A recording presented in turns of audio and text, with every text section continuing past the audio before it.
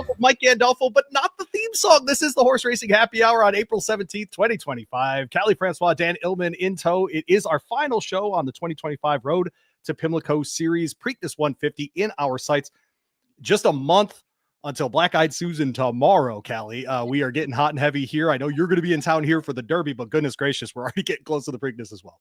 And it's going to happen in the blink of an eye. We will be at Preakness time before you know it, and it's going to get crazy. The countdown is officially on. That's exactly right. And Mr. Dan Illman, proud Shark, joins us here from the is that the press box? That's the press box of Laurel. How are you, Dan? Laurel Park Press Box. It's going to be a bittersweet Preakness, Louie. Preakness 150. It's the end of an era and the beginning of a new era. The last Preakness at Old Hilltop. Then we'll have one Preakness right here at Laurel Park. And then we'll start anew with a brand new Preakness and a brand new Pimlico. So we're really looking forward to it here at the Maryland Jockey Club. Yeah, you should be. And by the way, the people in charge of Camden Yards and where the Ravens play, in charge of the Pimlico renovation. So worry not, it's going to get done very well in Baltimore. There are tons going on this weekend. I love these shows because getting to preview the big day at a track. Obviously, Maryland Million has its spot on the Laurel Park calendar, but certainly the Weber City Miss and the Tesio here leading into those win and ins for Friday and Saturday Preakness weekend, Dan. Just an awesome experience getting to be on track for those big days. What do you guys have going on Saturday? It's a huge day. Listen, what don't we have going on Saturday? We've got 5 stakes races, 2 win and you're in qualifiers, 1 for the Preakness, of course, that being the Federico Tesio, 1 for the Weber City Miss, of course, that being the Kali. For the girls, for the win and you're in. Win today, see you in May for the Black-Eyed Susan, of course. Yes, is the Dan. Oh, I got her. Okay. It is, of course, the Weber City Miss is, of course, for the Black-Eyed Susan. Yeah. We also have a handicapping contest. We've got a lot of things going on. Family fun day as well. So lots going on at the Maryland Jockey Club on Saturday. Of course, the Federico Tesio, named after a man born in Torino who died in Milan. We'll talk about that when we get there. What, Dan? Dan's making a face. I don't know. You been to Milan, Dan? It's a nice town. I've never been to Milan. I wonder how far Torino is from Milan, though. It's a really good question. His best horse he ever bred was Rebo, I believe. There you go. All right. He served in the Italian army during World War I. How about that? That's the whole thing. A busy man. How about that, old Federico Tesio? Very busy, yes. Yeah, a very busy man. All right. So, of course, we like to start this by explaining the road to the Preakness. If you haven't been joining us previously, we certainly welcome you in. Thanks so much for making us part of your horse racing weekend. The Heft and Gin Talking get us started just after Christmas, right before the new year on the 28th of December. Shorter distances to start. Of course, we stretch those horses out from 2-year-olds to 3-year-olds there in Maryland. A very logical series leading into the Black-Eyed Susan and Preakness. We've had repeat runners several times in these races. Onyx 10 and Barbadian Runner went back-to-back in their races, the Extra Heat and Wide Country on the Philly side, and of course, the Spectacular Bid in Miracle Wood on their side. We haven't seen Barbadian Runner. He won't be back in the Tesio here, but we will see Pay Billy, who won the private terms last month. Safe Trust gets a disqualifying win in the Beyond the Wire. Tons of controversy there in Maryland. What are they going to do? They're going to put Old Bay seasoning on it and move on. The Federico Tesio is run at 9 furlongs. We're running at 8.5. In the Weber, I've been saying Weber for years. I gotta sound like an out-of-town rube when I do that, don't I? You do sound a bit like an out-of-town rube, but no one blames you. There you go. Yeah, and it's not the Weber thing either. All right, so both guarantee, of course, a spot in the starting gate on a Friday and Saturday there in Maryland. We'd like to start this part of the show with our top 3 in the Maryland circuit right now on the 3-year-old side. We'll start on the Philly side with this one. We're going to see the return of the 2 top finishers in that last prep race there, and a new shooter at the top and for the Brittany Russell barn. In reply, let's just drop a Daughter of Curlin in this one. No big deal. Must be nice. Dan, who's your top 3 on the Philly side? Let's go there first. I'd say Reply is number 1. $450,000 Curlin made her debut at Colonial Downs. We'll talk about her a lot later. But when you watch that race, don't you get the feeling that distance is going to be her friend? She's a late blooming, well-bred, big, scopy filly, and you just have a feeling that these longer distances are going to help. Now, will she have enough time with only one race and the Weber City Miss to make it to the Black-Eyed Susan and then contend against all the big girls coming in from out of town? We'll find out a lot more on Saturday. Brittany Russell is a sprinter, Callie. I'm a little bit interested in your opinion on High Path. I mentioned last time out, she won her debut. After I mentioned her, she won a sprint race. I wonder if it's a little too much too soon for Brittany to consider stretching her all the way out, but she's got a lot of potential.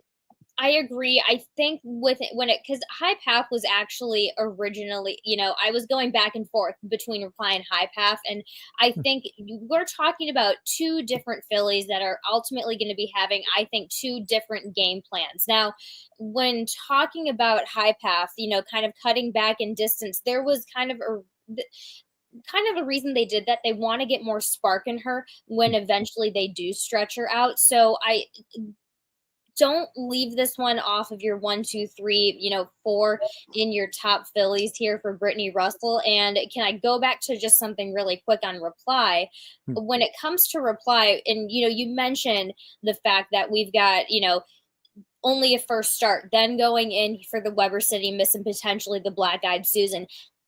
I see this as a type of thing that Brittany Russell is going to absolutely dominate because we already can. She's trustworthy with a first-time starter, right? But she's even more trustworthy to me with a second-time starter and a second-time router. She's 12 for 36 with her second-time routers as of late. That's 33%. This is the type. Reply is the type of filly that Brittany is just going to kind of prime this one to perfection here. So I have way less worries than you do when it comes to Reply. When it comes to High Path, I think she's just kind of taking a little bit of time, a little bit of a different direction with her, really getting the basics on her before she moves forward. And as for my third pick, I'm just not thrilled really with the 3-year-old fillies in Maryland right now. It seems like they're still trying to distinguish themselves. You saw the Safe Trust Moon Cash race last time out, noses apart on the wire. Safe Trust then cuts back to a 6-furlong allowance race a week ago. She gets through that performance. Just not very fast races. I guess I'll take Safe Trust right now because she's won sprinting. She's won going a little bit longer, but I'm not sure either one of them are going to be factors in the Black Eyed Susan. How about for you there, Kelly? I agree. So we talk about when we're talking about Moon Cash, I like a lot. We're just at the timing where I agree with Dan. We need to see more. We need to see something that packs more of a punch. Complexity Jane intrigues me a little bit. I don't know if she's going to be a scratch out of here for Saturday. And if she is, then she's out. But if she's running and if she runs well, she intrigues me because she was working with a very highly touted Brittany Russell horse when she was working. And so there's just a little bit of background buzz that I really kind of appreciate about this one. Of course, she was dropped down to second, or she was bumped up to first, excuse me. And I think with her, she just kind of needed that one run. I trust her a little bit more with the second time route as well. So Complexity Jane, I think, could be a little bit under the radar as well. Yeah, I like Complexity Jane a fair amount, actually. And I think that the 1 1/16 will fit her as well. I think that Complexity Ghost Sapper type of breeding makes sense for her to go a little bit longer. Do we know the rider assignments yet for those two fillies in this race? I'm sure we'll get there by the time, but has there been an update on that at all, Dan? I was a bit surprised that Brittany didn't name a rider for either of the two entrants in this race. It makes me wonder if she's beginning to have second thoughts, but I do think she's going to run at least one of the two, and I won't be surprised if she runs the Rapoli entrant breaking from the inside Reply just to get that experience. It just seems like a good spot where if she doesn't win, she at least gets that valuable black type, and you still have a first-level allowance condition to fall back on. Mm-hmm. Yeah, I agree. I have her very much at the top of my rankings, and I'm not at all sure that there's a close second in this case. And I'm with Dan on this. Not a terribly deep year for 3-year-old fillies yet. Yeah. We have a long way to go. Yeah, we have a long way to go. Lots of really good fillies have broken their maidens 3-year-old summer. I mean, that's not a problem for me moving forward. But I've got to reply very much. At the top, let's go to the Colt side, Callie, for your top 3 here. We'll see some of those certainly in the Federico Tesio. I feel a little less dumb because Studley Do-Right did end up in this field, so I gave him as my third highest ranked horse here in Maryland last out. But Callie, where did you land? Who are your top 3 colts in Maryland? So Dan alluded to this one, I believe, last episode, but Passion Rules is actually, he's not running in Maryland at all, but he's a Maryland bred running with Brad Cox. He was a decent third in the Wood Memorial. So just that, based off of that alone, I've got to go with that. with that a little bit. But when you're talking about the other colts, give me 1 second. I did this again last episode where I accidentally deleted my notes on this one. Just give me 5 seconds, guys. But when you're talking about, of course, Pay Billy, who I harped on so well last episode, I'm still sticking with that. He's definitely, he's going to be in second choice for me. And then when you talk about the third selection here, you got to have Sacred Thunder in there just because he's just going to be a consistent third. So that's just where I'm going to be keeping him. How about for you, Dan?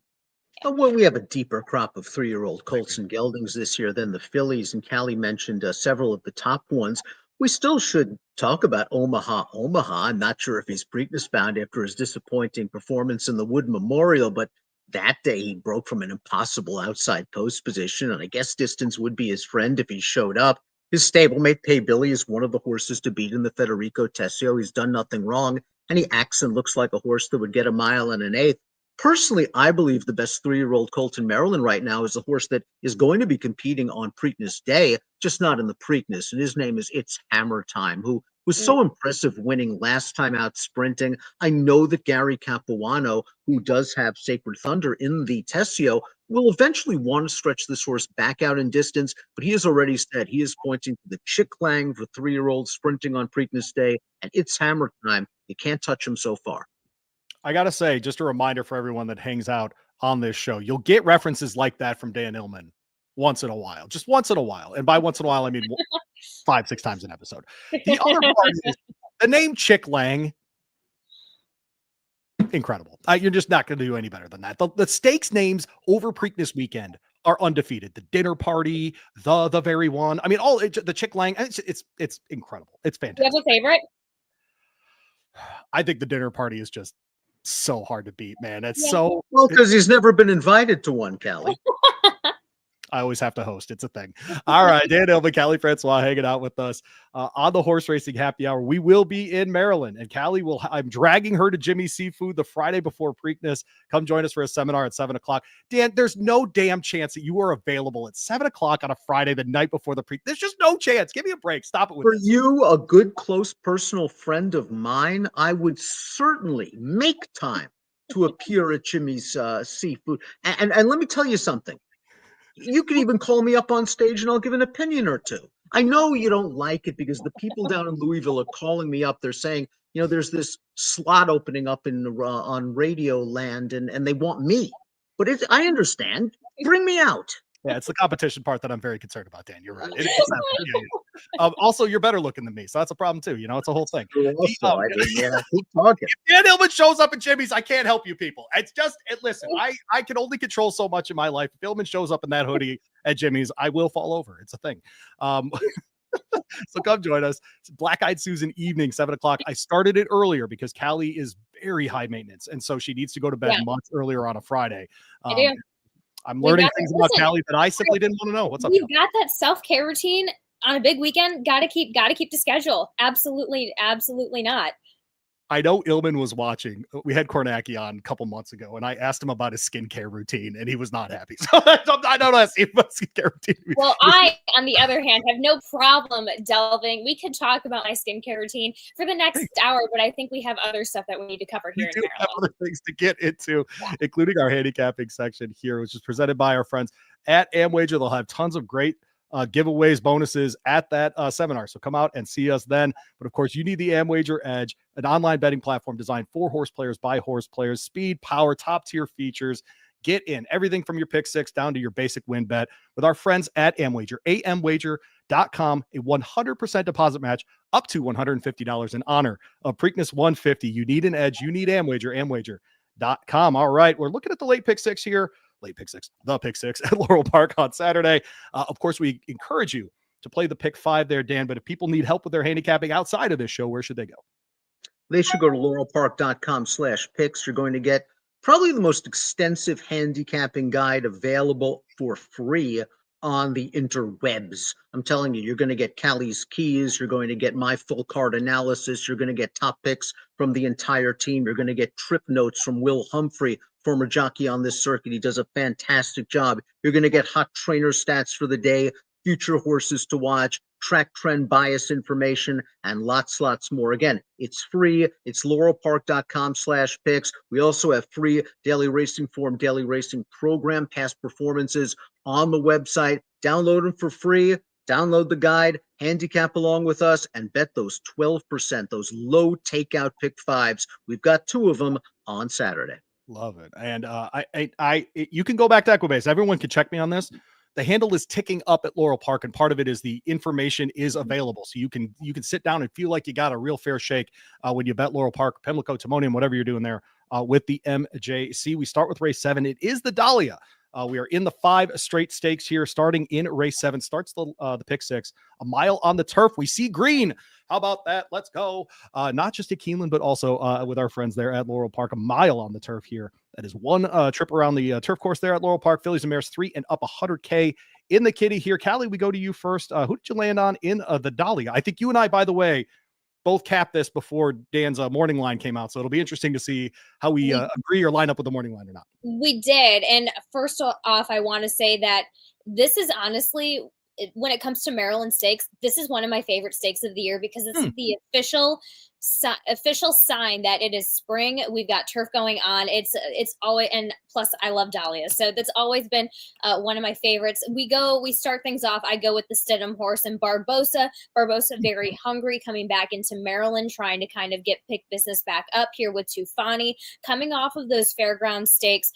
I mostly look at the fact of what this is, and this is how I generally handicap. What kind of trip does this one need, and how high of a reality is it that she's going to be getting the trip that she needs? And I think she does find a really sweet spot in post 7 here.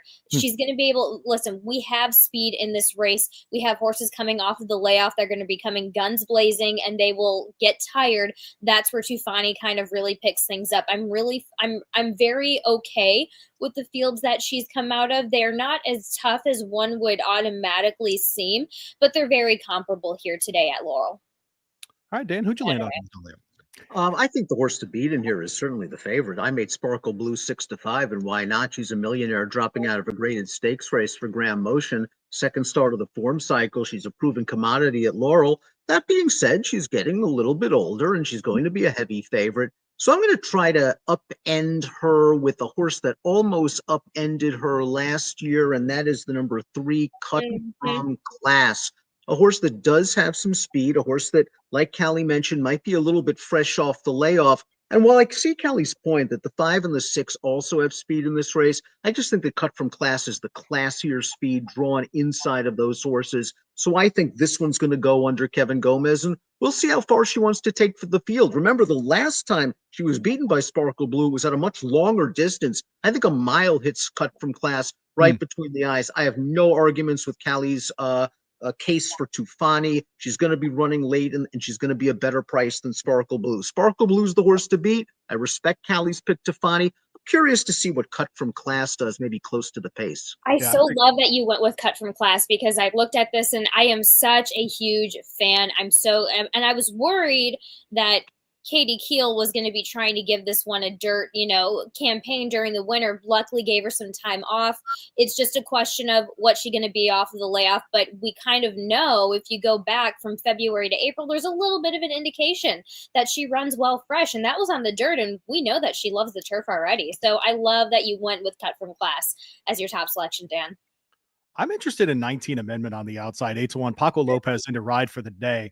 This is a horse that's picked off optional claiming kind of company, mile and a 16th sort of races, both at places like Colonial, places like Gulfstream Park. Interested to see how she fits in this field. She is a 5-year-old. She's never tried stakes company before, so this is an obvious step up. But I trust the Trombetta Barn to place this horse in the right spot here. I don't know that she wins here, but certainly because I have Sparkle Blue very much on top. She's very much the class here. There's no debating that part of it. But I'm interested to see what Paco can do with this one because I think she's fast enough that it's not going to bother her to break from the outside. But I still do think it's a detriment to her to have to start in the 9. I like her form recently. I know she's coming off the Tapeta, but that's not, not the end of the world, I don't think, at this time of the year. But yeah, I think she's an interesting one on the outside.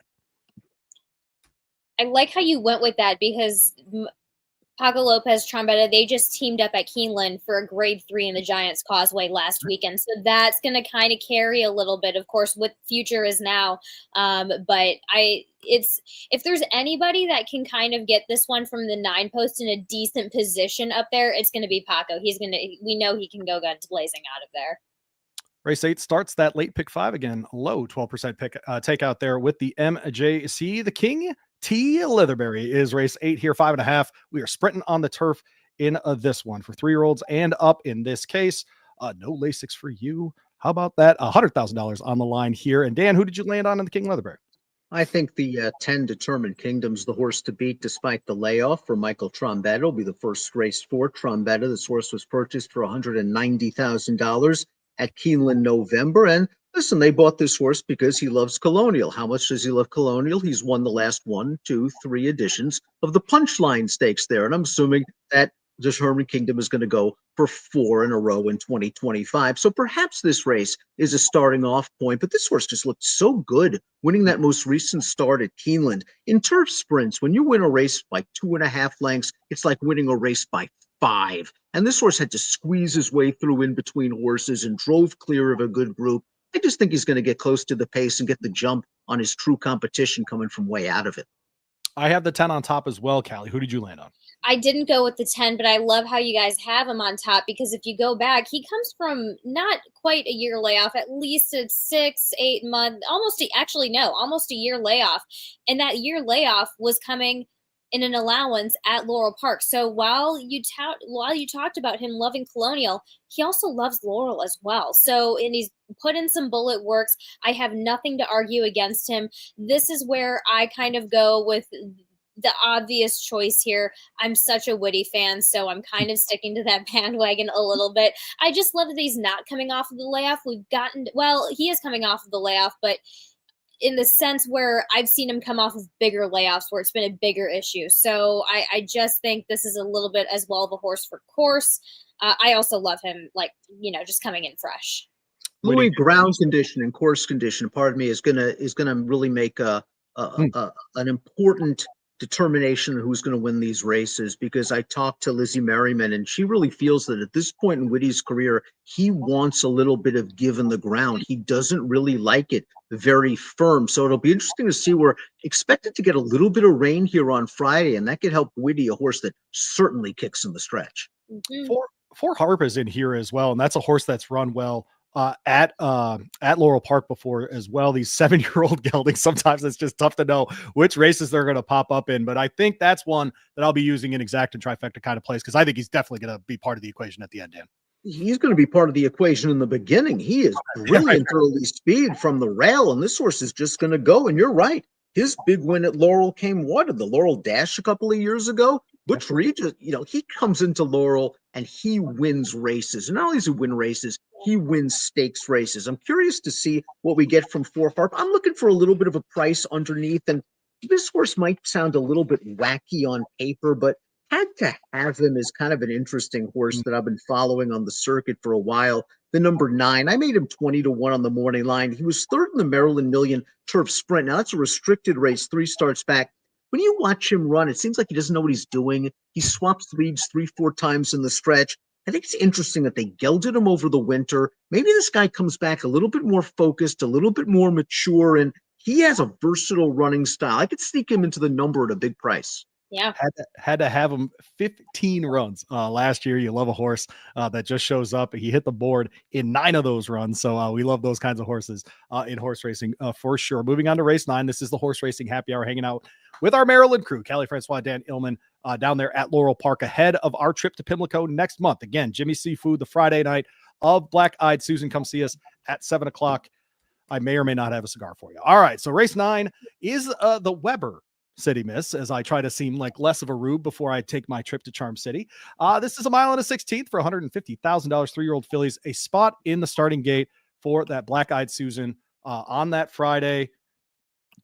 Fantastic opportunity for several of these fillies in here. We talked about them at the top of the show, Callie, between Reply and other things.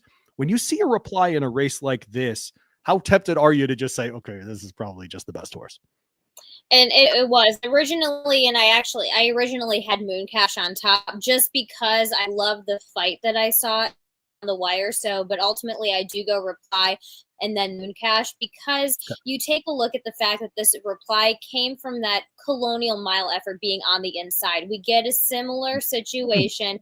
I think this one is going to appreciate, breaking and then tucking around those two turns. As far as breeding goes, the dam was, a sprinter, 7 furlongs at most.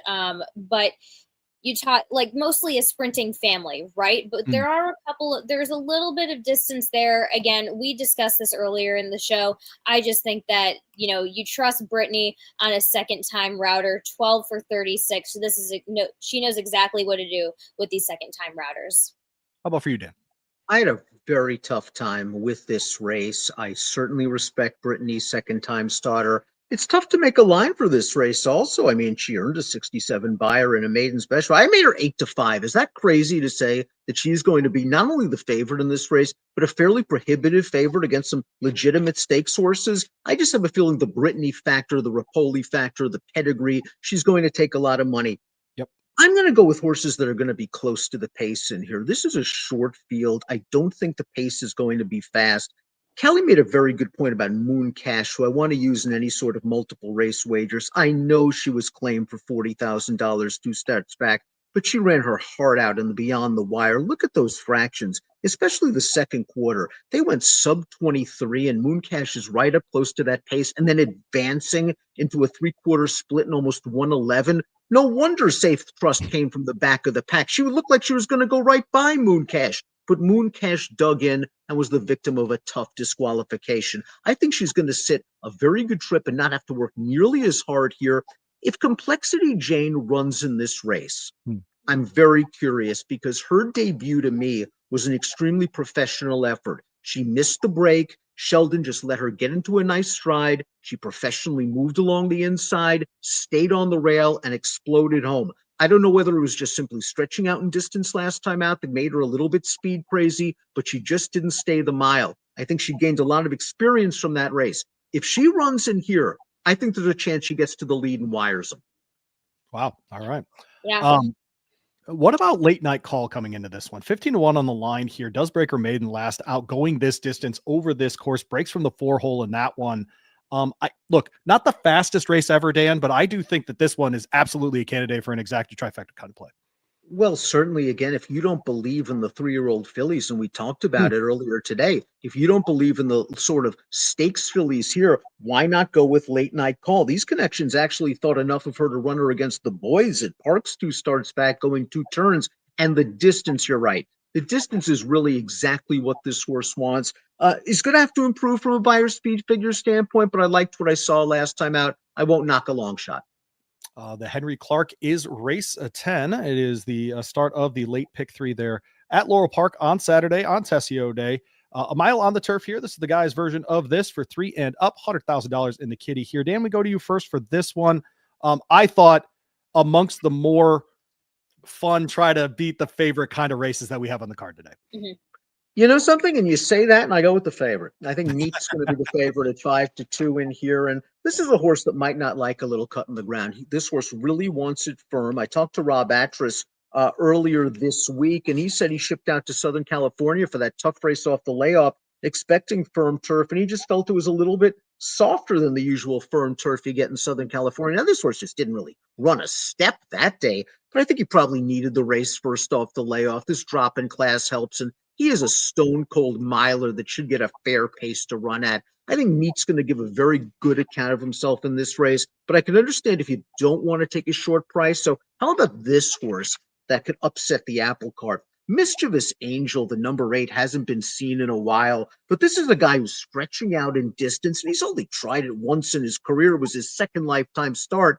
I think he can get the 2 turns being by Into Mischief, and I think he's all upside for a very underrated trainer. And you talk about the fact that he ran for 7 furlongs at Kentucky Downs. And, when we get to the afternoon, I'm going to look over my paddock notes, and I'll be down there in the paddock that day. So I'll get to see how much this guy has developed since then. But you talk about that 7 furlong with the way that Kentucky Downs turf course goes, you're getting a bit more bang for your buck there. So that's where I think we see, you talk about, Dan, that, the Hall of Fame, the G2 first time routing at Saratoga, we get a little bit more of a development here. I think you're spot on with that. I have Mischievous Angel on top. I didn't know I was going to get 8-1. I feel very good about that. So that's awesome. I went with him on top, the 8 horse here. I did have the 4 horse in second here. Need is obviously a very good horse, been running in very good company. We've seen, frankly, kind of a resurgence of the turf scene in Southern California recently. Johannes, we're going to see the return of Endlessly on Sunday. There's been a bit of a reprisal out west of very, very good turf runners, especially turf routers out west. And so to see him finish, frankly, he was in that at the mile, essentially, he was in 3rd place. And so if we're going from a grade 1 Kilroy mile to this kind of spot, obviously Neat makes a ton of sense. And I think Signator is interesting too, shipping in from Tampa. I loved how this horse did not have a great start in that last race and still had all of the engine to get that done. Kind of a weird starting spot too in the shoot there at Tampa. I like that the horse was able to overcome those things. But yeah, Kelly, what you said about Kentucky Downs and what everything else that Dan said about Mischievous Angel, all of those things line up for me to put him on top. I'm thrilled to see the 8-1 number. Yeah, perfect.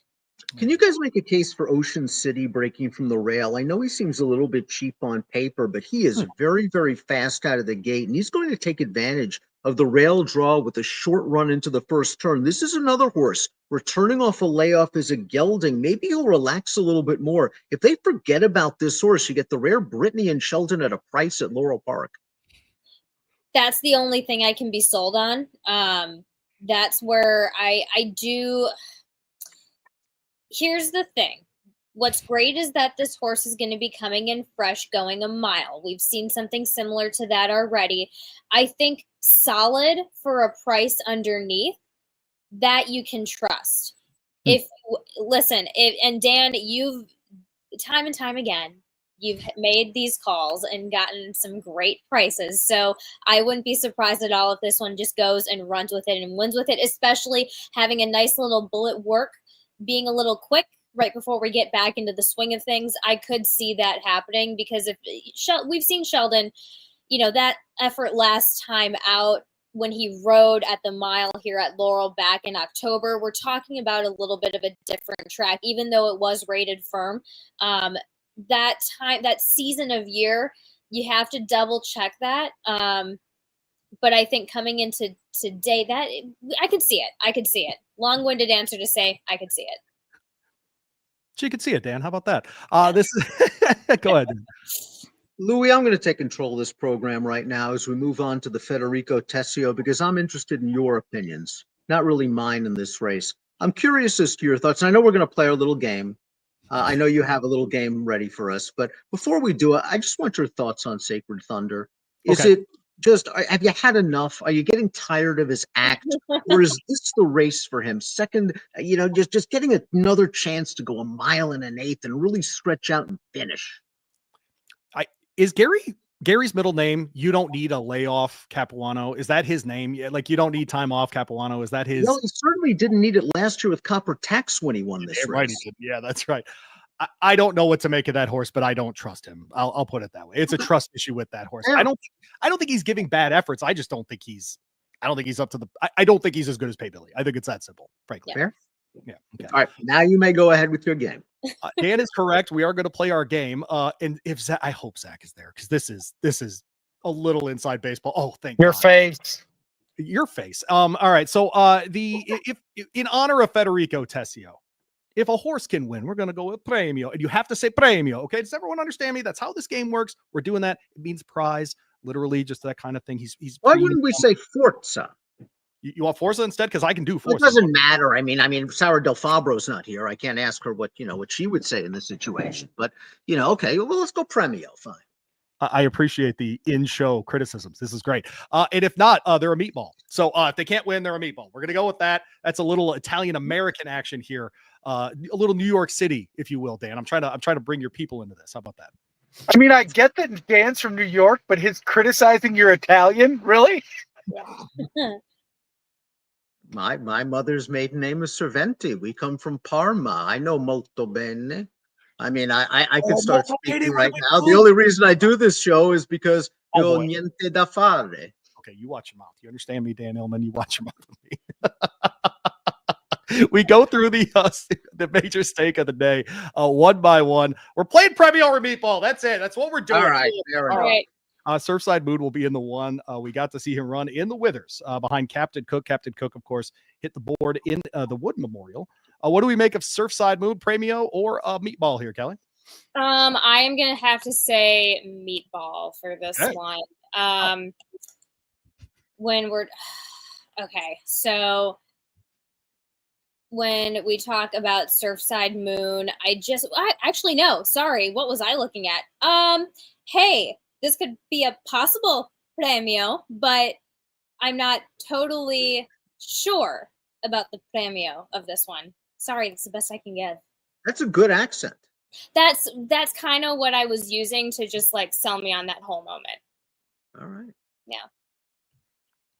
This horse is certainly a premio for me, I would say.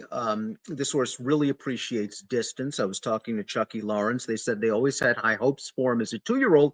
They just needed to stretch him out around 2 turns, and he sure showed it at 1 1/8 last time out in the Withers. Now, here's a possible worry. He got very sick after that last race. He had an infection, and that's why he had to miss a race like the Wood Memorial. So he's going to have to run 1 1/8 fresh off of the February layoff in here, and he's sort of a closer that's a little bit dependent on pace.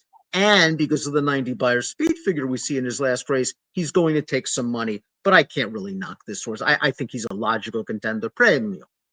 Oh, look at that. Man, you've never sounded more like Wisconsin Cali with Dan around, I'll tell you what. Yeah, I'm Premio here as well. I do think he's got a shot in here. I echo Dan's concern here, though, that this is a lot to do after this kind of layoff. I said possible premio. Okay. I said possible Premio. The 2 is right ring runner. A son of preservationist will be in the 2 here, Dan.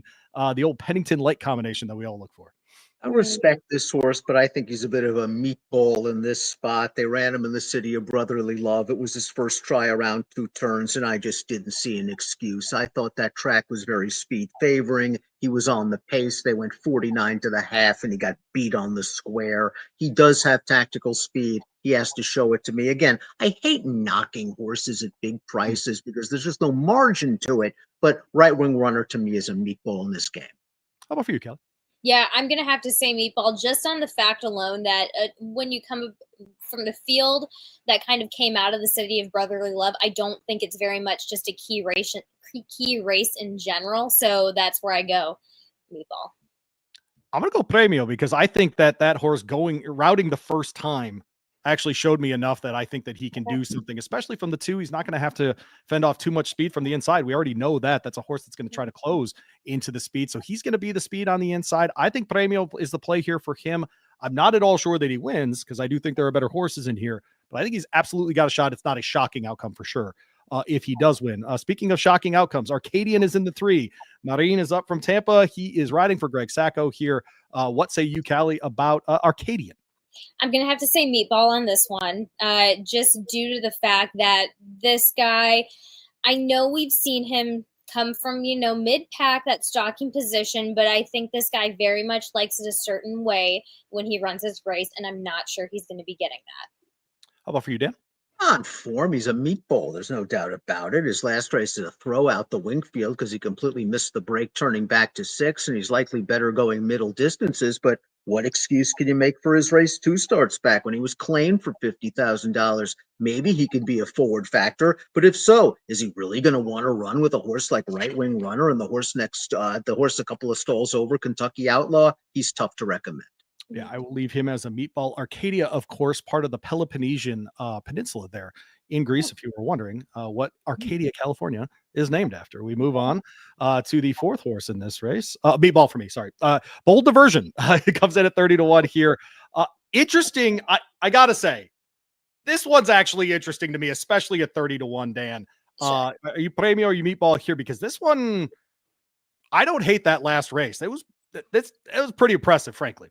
Well, what's to hate? He was odds on. They stretched him out around 2 turns for the first time, and he won like an odds on favorites should. It's just that the races are slow. I think he's been exposed. He won for a basement maiden tag 3 starts back, and this is just a gigantic step up in class and even a step up in distance. I think he's a meatball in here, but he's a very likable horse, and as a Maryland bred, is probably going to make some bank for these connections. Yeah, I think that's exactly right. How about for you, Callie? I think I agree with Dan on all points. So I'm just going to say the meatball with a little bit of sauce, just because we might get a little bit of, we just might, this is one at a longer price that you could, get a little bit of help with. Callie gets the show. I love it. Bold diversion, meatball on Saturday, but when we get to Maryland Million, I expect to hear his name quite prominently. We move on to Kentucky Outlaw, the 5 horse in here. Callie, I'm fascinated by this one. I really don't know what to do in my handicapping with this one. Go ahead.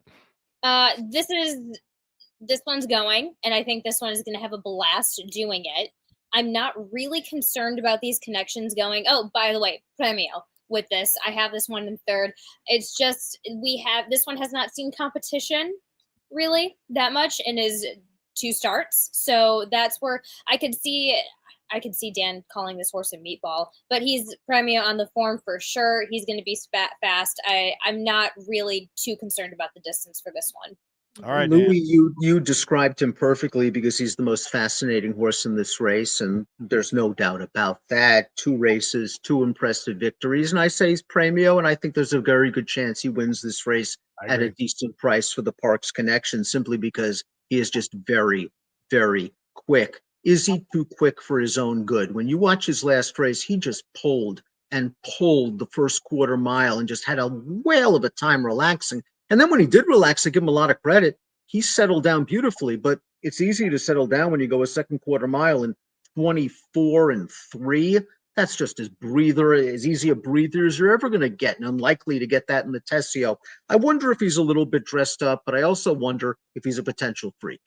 Right. I literally don't know what to make of this horse, but a $12,000 OBS purchase. He's already earned over $60,000 in his career. So certainly a good eye by those owners, and a son of Outwork here. He's a definite Premio for me. I have him second in my handicapping in this race. Studley Do Right comes in. He made my top 3 last month, and then he ran in the Virginia Derby. And so here he comes in at 4-1 in the Federico Tesio, the Rob Perez connection that we do see an unbelievable. Is this the number 1? Or is there a Russell that's more starts than this? Because this seems like the Maryland connection that I see the most. Well, it's a Russell. You got your Jamie Rodriguez, your Jamie Ness, etc. But yes, you can always depend on the X-Man to be first call for Jerry Robb. Studley Do Right is a reluctant Premio for me. I'm willing to give him an excuse for the Virginia Derby. I just thought that track was speed favoring all week long. And with Studley Do Right's running style, he really had no chance. That being said, they've run him in just about every Kentucky Derby qualifying points race to try to get him into the Derby, and now they're running him here trying to get into the Preakness. I wonder if it's been one too much. How about for you, Callie? And that's why I go meatball with him. I just need to see him kind of get back into the swing of things. I think he's been run over his head. I can see potential Premio in the future, but for right now, for this race today, I'm going to go ahead and say meatball. I'm going to agree with you, Callie. I'm more meatball than anything, and this is the horse on Saturday that I'm going to let beat me. And if he beats me, I'm just going to do one of these and kind of move on with my Saturday. It is what it is. Sacred Thunder is in the 7. This is a horse we mentioned earlier. Paco Lopez in to ride this one for Gary Capuano, another horse that is running into shape rather than training into it, young Callie. And so where did you land? Meatball or Premio with our guy Sacred Thunder? Well, sorry guys, I'm just recharging my computer. We've had this discussion about Sacred Thunder, so I don't know how you can say both, because you can trust him to run well, but you cannot trust him to be Premio. So I'm gonna have to go with meatball. I'm a very forgiving person, Louie, as you know, just kind, genteel. I would say of all my great qualities, my humility is my best one. But Sacred Thunder, I'm going to give him one more chance. I'm going to say Premio. I think 1 1/8 is what he wants. And just watch the gallop out after the private terms. He rolled right by Pay Billy. And I know when you see a horse that just gets into trouble, whether from a trip or pace standpoint, sometimes you might just want to wash your hands of him. But I just have a feeling that one of these days Sacred Thunder is going to get it done, and maybe he's just found the right spot. I'm meatball on him, but it's mostly just I think he's flattened out as to what he can do. And I think these are waters that are a little bit too deep. But man, I think Paco Lopez is going to maximize this horse too. So I'm a little torn that way. Yeah. Because you can see it when he runs. You know that there's talent there. It's not the question. It's right. Never been the question with him. It's just getting to the wire first. And when was his last win at Laurel? I mean, November. Yeah. Okay. And that was in a sprint. Yes. So I mean, I don't know. I'm going to go meatball on him. It's another one that I'm very, Dan said reluctant earlier. I'm a reluctant meatball on Sacred Thunder because I do think there's talent there for sure. Dan Illman, Kali Francois, we're going through the field of the Federico Tesio against Dan's better judgment. Happy Delusional will be in the 8 here, the old Haddock and Linder combination here. Man, usually we see these folks at parks. Another park shipper here, Kali, give us a premio, give us a meatball. Again, I talked about the fact that I don't think the City of Brotherly Love is a key race, but this one runs second, and I do think he moved forward in numbers, but to me there was just a little bit of a physical regression there, which I'm going to be very, I'm sounding like I'm giving this horse a meatball, but I actually think he could be premio just because he could bounce a little bit back on a physicality wise, and if he's going the right direction numbers wise, I'm being very paradoxical when I talk about him, and I give him a premio, but it's a very reluctant premio. The old meatball trophy from Kali. There we go. How about for you? Yeah, there we go. I think Happily Delusional is a meatball from a win standpoint, but I think he's a horse that you might want to consider underneath because I think he's the definition of a dirtied up horse, a horse that put things together 3 starts back. And I talked about the City of Brotherly Love. It was a race where Baby Dukes and Right Wing Runner ran 1-2 all the way around the track, and this horse just had a tough time rallying into a slow pace. And last time out, when Kentucky Outlaw backed down that second fraction that I talked about, it was tough for Happily Delusional to make up that sort of late ground. I think he's going to get a much better race flow this time around, but now he has to prove it. Lots of seconds on his page. Maybe he can sneak up into the number, though, at a price. Meatball on the win end, but kind of an interesting horse in the exotics. Or if you're playing a handicapping contest, I don't know, maybe at Laurel Park or online. How about that? A little handicapping contest. That would be Happy Delusional, son of Flatter, coming in from Parks for this one. Pay Billy is the 9. The winner last out, frankly, impressively in the private terms, coming into this one. All of us on this panel, by the way, thought that performance was, he was capable of it, and then he delivered it. Yeah. He's an obvious premio for me. I assume sort of across the board, Dan, we're going premio with him. Yeah, premio, tactical speed figures, ability, good performance last time out. We'll see how he gets the mile and an 1/8. He's built for it. He's bred for it. Mikey Gorham told me he's training into this race just as well as he was going in last time. He's the horse to beat. Good. How about for you, Kelly? Yeah, I mean, no notes as far as what Dan just kind of shook out there. That was for me after that effort. That Miracle Wood effort, I was still kind of, cheering him on, but I was kind of like, and so all of my doubts got resolved there in the private terms. He lost a Barbadian Runner that day. If Barbadian Runner had taken a month off and not run in that private terms, Dan, but was running here in the Tesio, where do you think you would have had to have put him on the morning line? I probably would have put him because, the connections are a little bit low profile with Henry Walters. I probably would have made him around 5-1 in this race. They did run Barbadian Runner in a sprint against Its Hammer Time, a very salty race the other day, and it just didn't work out. I just have a feeling they don't want to stretch that horse out until turf season, and then they'll give him a shot around 2 turns. You're going to want to keep an eye on a horse like Barbadian Runner. He ran well. I thought Pay Billy might have run the better race that day because he was sort of battling it out and then was able to get it done. But it just looks like Pay Billy seems to be getting stronger with each start.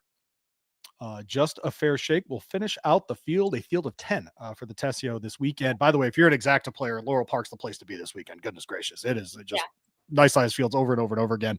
Rodriguez and McKenzie here. Dana McKenzie. How about that? Not a huge barn for McKenzie, but this got to be a big start for him, Dan. Is there a story? I feel like on this show we don't do enough stories. Is there a good story around Just a Fair Shake or around the McKenzie barn?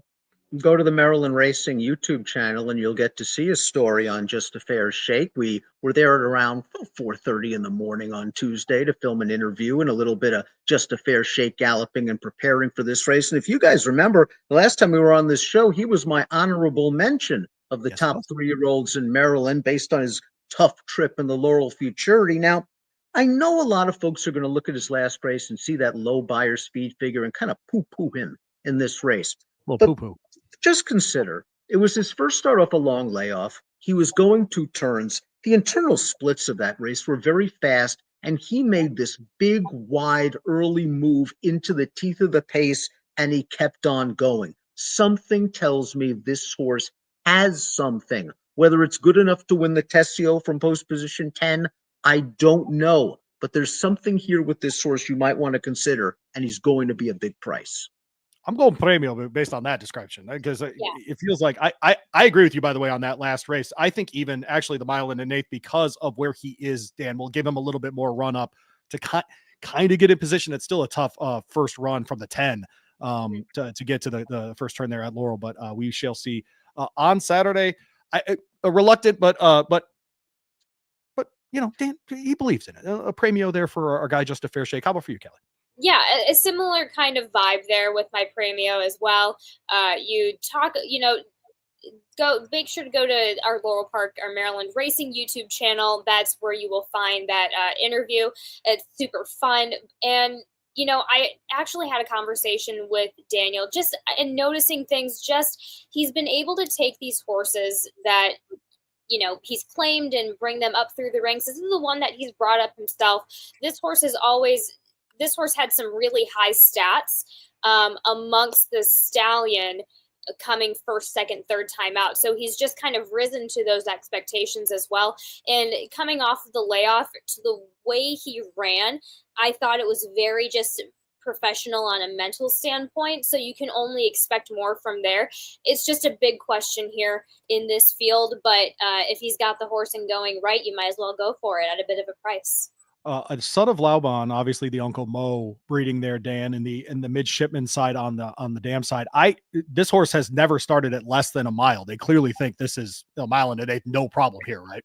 And when you get a look at him, you understand why. He is just a big giant. And that's one of the reasons it took him a long time to kind of get to the races. Mm-hmm. He had to kind of grow into himself. Daniel told us that, you know, there was just a while where he just didn't know what he was doing in the mornings when he was working out. And then one day, because Daniel gallops his own horses and he works his own horses. So he was aboard Just a Fair Shake. And one day in the morning, he just hooked up with a pretty fast horse.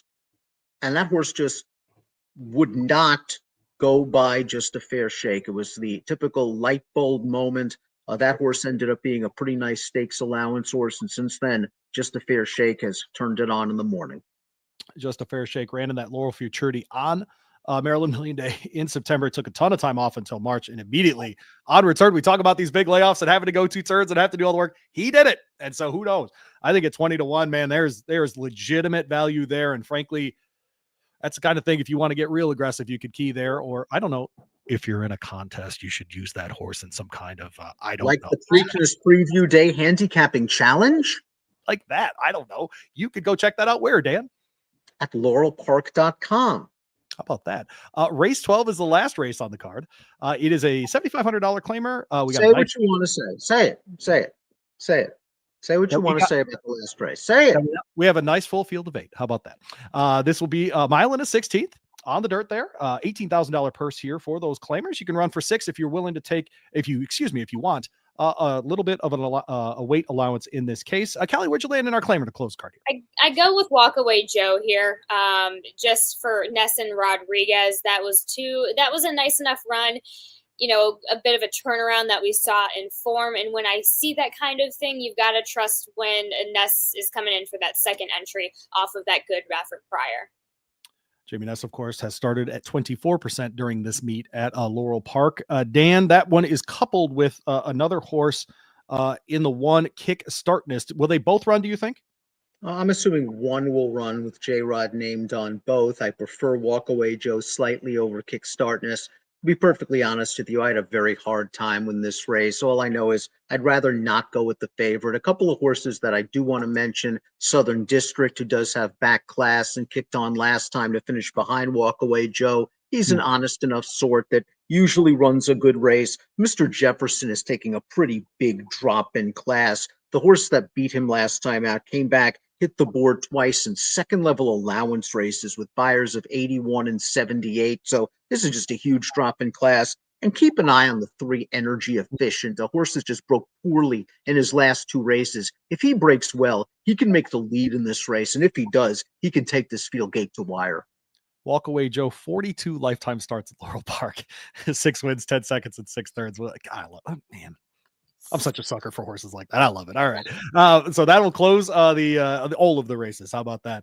Again, Dan, the handicapping contest, please share that with the people one more time. And what are this is awesome because there's a bunch of great seats later in the season for contest players. Live money tournament, $500 buy-in, $250 goes to the prize pool, $250 goes to your live money bankroll, which we'll be playing throughout the day on the Laurel Park card.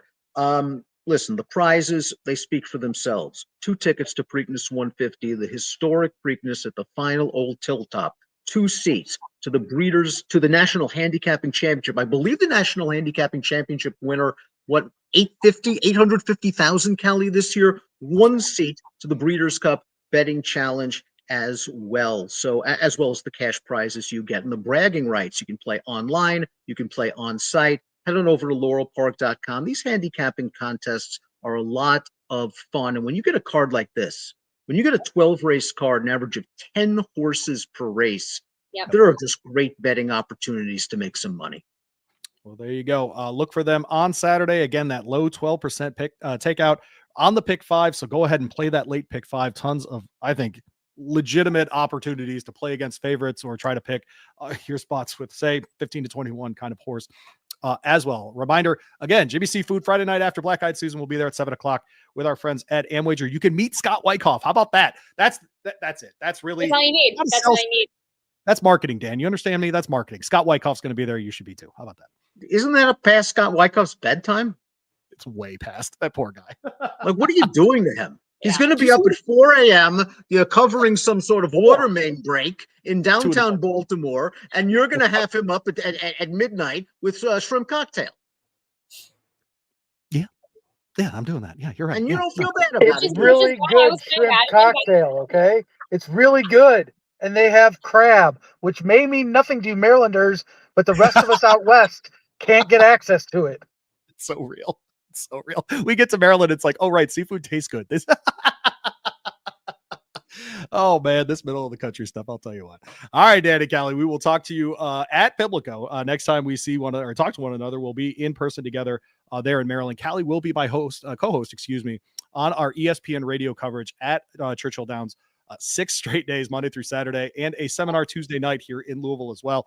Find us at Horse Happy Hour for all those details and different things. But Kali, excited to get you down here and get us going on the Derby coverage, and then return the favor back at Old Hilltop when we get to Pimlico for Preakness 150. I got to say, I get sappy on the show once in a while. I love this series. I love having both of you on, and I really appreciate, I see Mike Pons at Aqueduct. He says, you got to come to the farm on Thursday. And, when I just over and over, you see it with a guy like Johnny P, who always hangs out with this show as well. John Piazzik, our friend, mutual friend of all 3 of us, just how much he really cares about Maryland racing as well. And this is an almost 300-year-old product, folks. And so this is, a real opportunity for a reprisal, a rebuilding of the great traditions in Maryland. And I'm just so thrilled that I have this much of a part in it. And thank you for including me, because I have a blast.